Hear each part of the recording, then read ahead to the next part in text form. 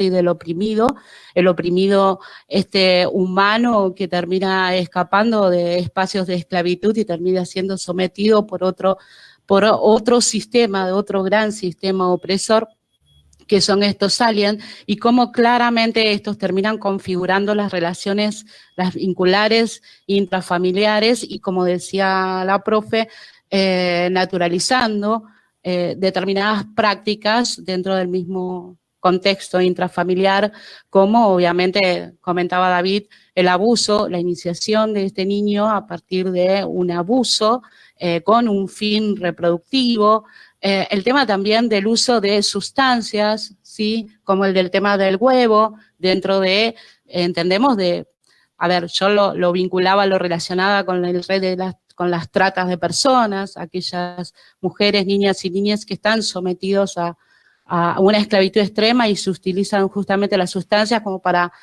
poder seguir sometiendo y obviamente que cumplan los fines de aquellos que organizan las redes de tratas y que se benefician de esto, y por sobre todo el tema de la clase, ¿no? De evidentemente una clase que viven de lo que siembran, que viven de lo que crían, y que hay un sistema que los oprime, y que esa mujer que intenta que su hijo no sea vulnerado por esta alien, resiste de la manera que puede, que no lo puede hacer, obviamente si no está organizado, por supuesto, individualmente imposible. Me pareció fascinante el texto, lo voy a obviamente elaborar con los pibis en el aula. Y después, con respecto al eslabón vulnerable, pensaba, hay una serie con algunos límites, ¿no? Pero con esta serie que se llama La Criada, que muchos seguramente la habrán visto, ¿no? En un momento yo leía el texto y bueno, era inevitable establecer relaciones intertextuales con la serie, era imposible. ¿Y qué es lo que obviamente se plantea a la mujer como una enfermedad? Lo que decía recién la compañera respecto al oscurantismo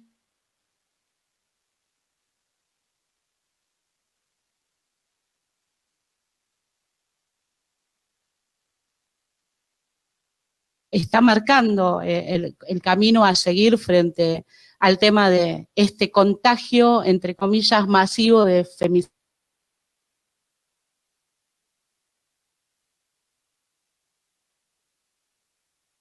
sociales, que representan su contexto inevitablemente, si uno profundiza los puede leer, y estos textos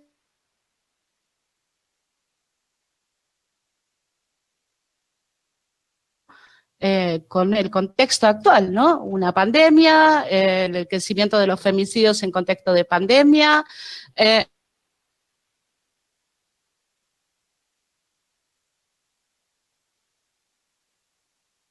de buscar a esto. Obviamente los textos son muy distópicos, no plantean una salida, pero sí son representación de mundo y es importantísimo para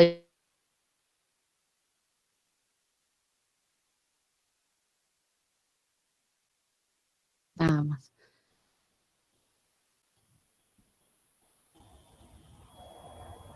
Gracias, Tamara, por tu aporte. Nada, no hay nadie anotado, así que bueno, voy a hablar yo. Ya que estoy. Voy a decir muchas cosas que, bueno, ya fueron nombradas. Me parece interesante en el eslabón vulnerable que en una parte del texto menciona que, ¿no? Que los brotes de femicidio se dan en torno al paralelo 30, ¿no? Dice que va de Pretoria, Australia, ¿no? Y en un momento menciona a la Argentina, ¿no? Dice, no hay info sobre lo que sucede en Argentina. Hoy en día vemos esta historia y es como ver algo adelantado, ¿no? O sea, hoy sufrimos estos femicidios en masa casi, digamos. Que nada, la realidad, o sea, la realidad superando a la ficción y la ficción marcándonos también la realidad, ¿no? Eso me pareció muy bueno, ¿no? Que es para tener en cuenta. Después, a ver qué más.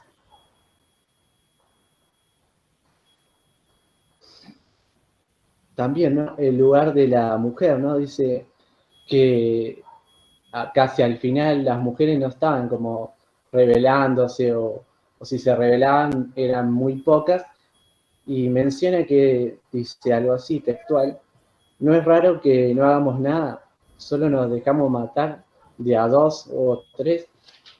Es como fuerte eso.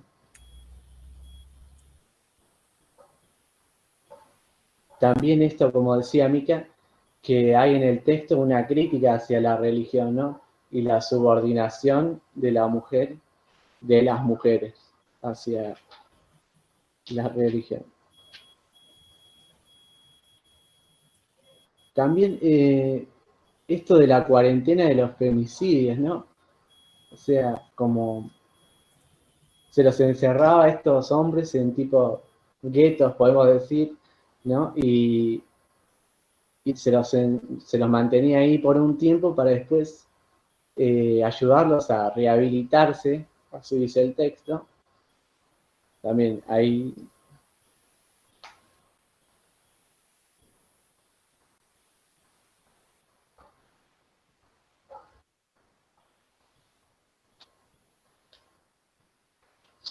también menciona el personaje principal, dice: tuve una pesadilla en la que no había mujeres vivas, nadie hace nada. Es muy crudo este texto, la verdad, viéndolo hoy en día y en la realidad que vivimos, es muy duro. Eh, bueno, puedo seguir interviniendo más, pero capaz alguien quiere decir algo, no sé si te anotó alguien.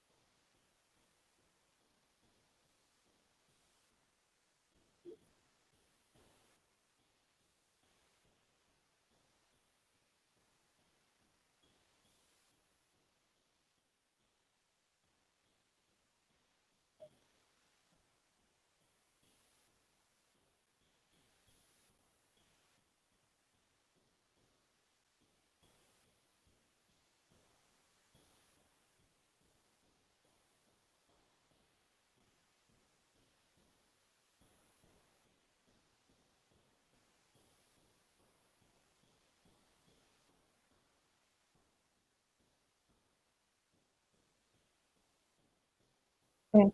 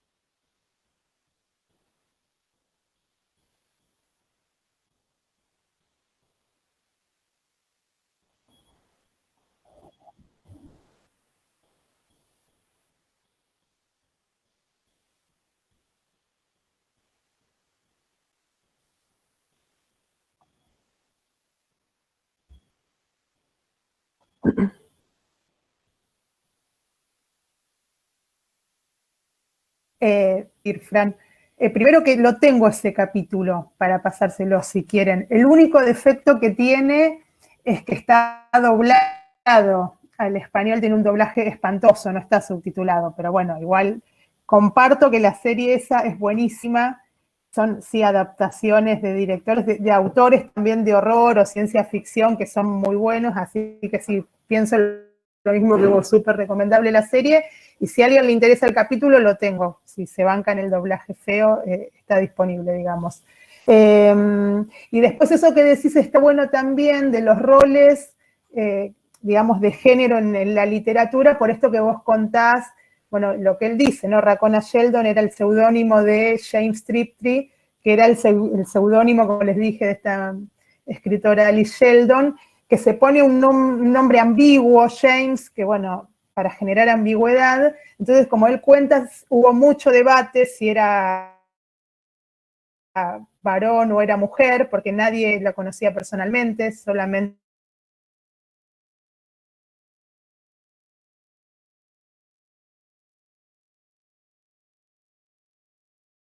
de que era un varón, y después cuando trascendió que era una mujer no sabía, digamos, cómo arreglarlo. Pero bueno, ella se pone ese seudónimo porque, bueno, ella había tenido una vida como bastante también particular, había, creo que pertenecido a las Fuerzas Armadas, y siempre ella comentaba que el tema del género le había jugado en contra, entonces que no quería que en la literatura le pase lo mismo. Entonces, bueno, aparece el debate un poco con eso.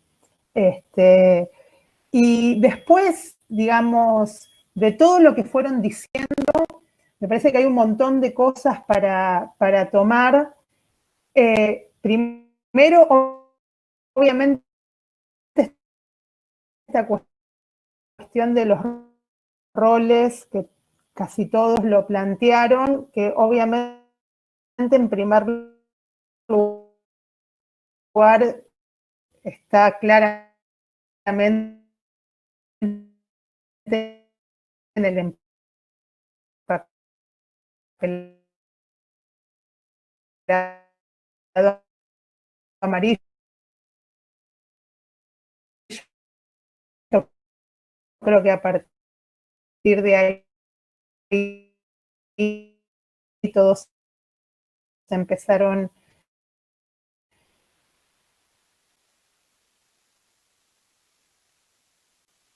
a ver esta situación. Habíamos dicho el empapelado amarillo, es un texto que se mencionaba todo el tiempo cómo se refería el marido a ella, que la trataba como una chica, como una niña, aparece tratado como un sujeto frágil emocionalmente, y esto, digamos, se corresponde con la visión de la mujer que se tenía, sobre todo, bueno, en el siglo XVIII, luego siglo XIX, ¿no?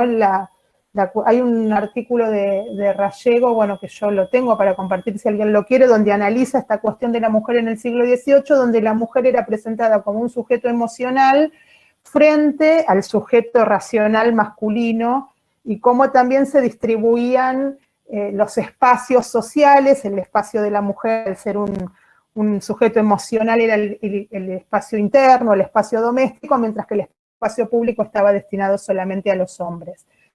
Entonces, un poco todo lo que ustedes fueron mencionando me parece que tiene que ver con esta cuestión. Aparece esta idea de que el marido trata a la mujer como una niña, y en ese sentido, para cuando analicemos el texto, por ahí en la escuela, me parece significativo el hecho de que a ella se le otorga la habitación, que era una habitación para niños. ¿Se acuerdan que esa habitación espantosa que a ella no le gustaba, y que sin embargo ella no puede ni elegir en qué habitación quiere estar, era una habitación que había sido ocupada por niños previamente? Entonces hay todo un tema con esto, de que ella es tratada como una niña. Claramente en el texto el rol activo es el de los hombres y el rol pasivo es el de las mujeres.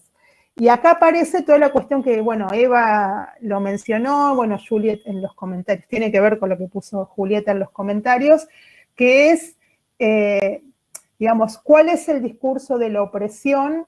Digamos, porque acá, digamos, la mujer tiene el rol pasivo, y frente a esto, el rol activo claramente es el del marido, ¿no? El marido, que es John, aparece todo el tiempo en el texto como una figura omnipresente.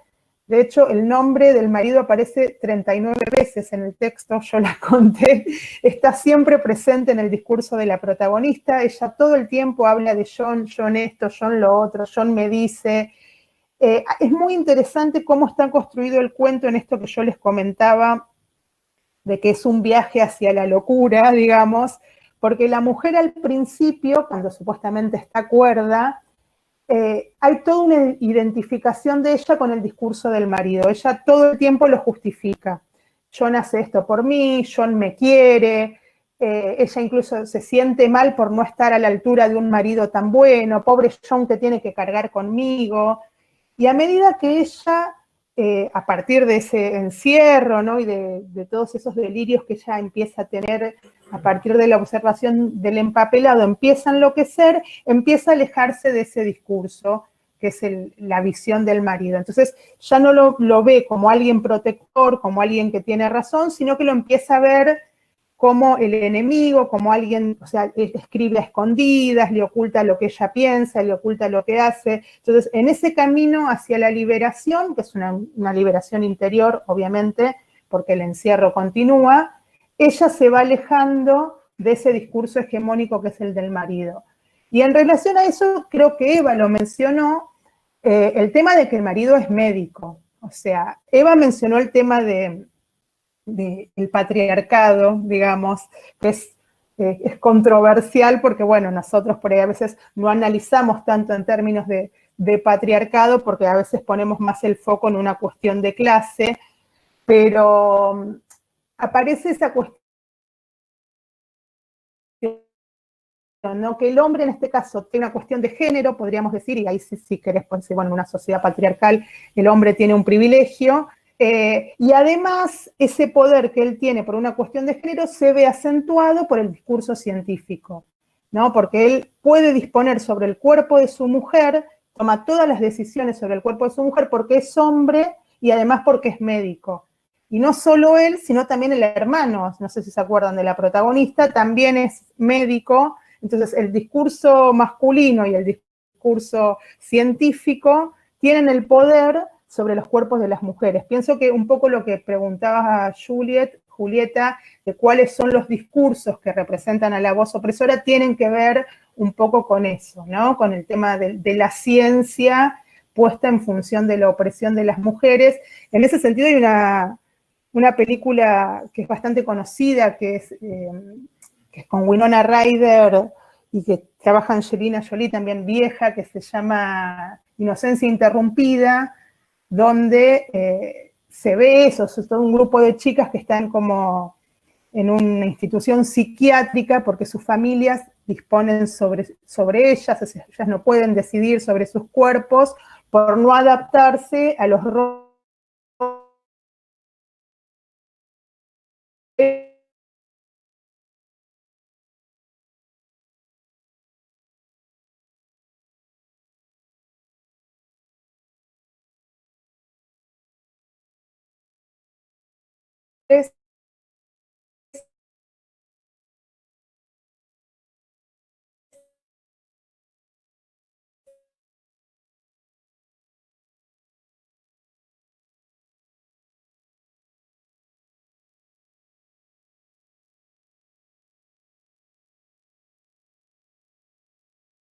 esa situación, y el Vaticano básicamente se lava las manos y hasta justifica los femicidios. Me parece que esos son elementos que a nosotros para trabajar con los chicos como disparador está bueno porque nos lleva a reflexionar un montón de cuestiones respecto digamos, a nuestra sociedad. Y respecto al tema de la ciencia, pienso que Julieta yo hablo por ella porque no podía hablar, ella escribe en el chat, el tema de la condición femenina como enfermedad tiene que ver con todas estas cuestiones, ¿no? Ella mencionaba también el tema del almohadón de plumas para establecer analogías con el empapelado amarillo, así que me parece que en todo eso que fueron planteando hay un montón de elementos que se pueden profundizar en los textos.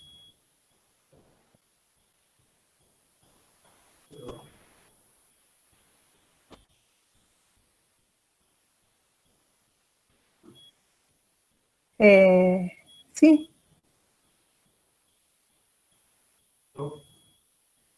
Pero estás muteado.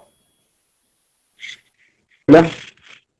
No, no sé, medio como francotirador yo, porque me desconecté por la batería y me quedé justo cuando Fran estaba hablando de, digamos, el rol en este sistema, el patriarcado,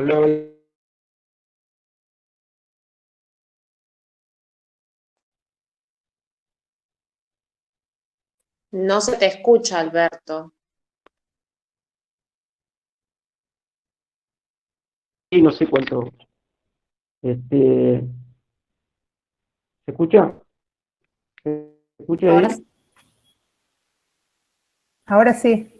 No, el tema de ese primer cuento, que es Empapelado Amarillo, que por ahí es muy caprichoso, me parece llevar una, más o menos, ahora veo que lo estuvieron hablando, digamos, bien, digamos, desenvolviendo el tema, así que yo lo que no quiero sobreabundar sobre ese tema, pero me parece que hay como algo bien marcado, por lo menos de acuerdo a lo que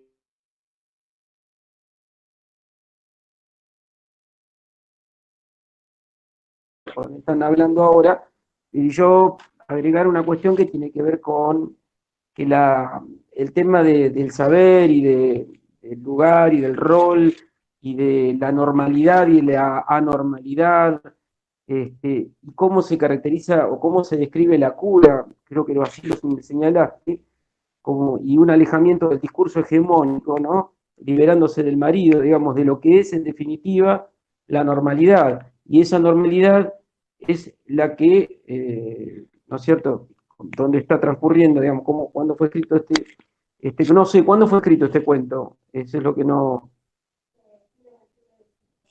Bueno, es la razón ilustrada, digamos, es la razón capitalista.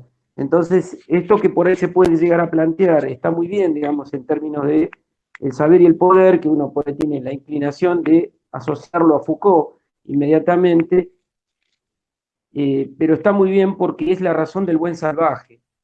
Es porque que se puede contraponer a la naturaleza en términos de lo que la naturaleza establece como un designio, un lugar, un rol, digamos, ¿no es cierto?, en este caso para la mujer, y que no corresponde, digamos, en el campo de la naturaleza la toma de decisiones, y que el campo de la razón sí daría lugar digamos, a la posibilidad de tomar decisiones. Sin embargo, esta razón es una razón vinculada a la sociedad capitalista, ¿no es cierto?